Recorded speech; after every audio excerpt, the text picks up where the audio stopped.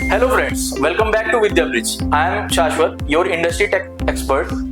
What if I say a skill that can boost your salary, accelerate your career and provide you lots of job opportunities?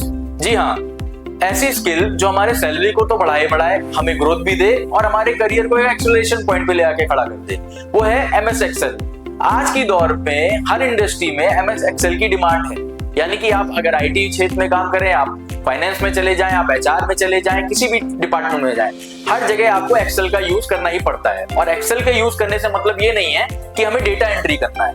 इसका मतलब ये है कि हमें अगर डेटा एनालिसिस करना आता हो, हमें चार्ट्स बनाने आते हो, हमें फॉर्मूला लगाना आता हो, हमें फिल्टर करना आता हो, हमें डेटा की शॉर्टिंग करना आता हो, यानी कि एक पूरा एडवांस एक्सेल अगर हमें आता है तो हम उस इंडस्ट्री के लिए एक बेहतर ऑप्शन बन जाते हैं।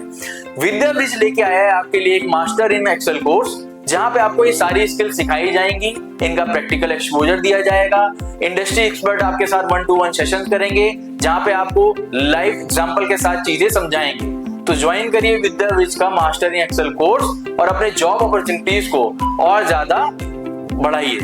Thank you, do like, share and subscribe.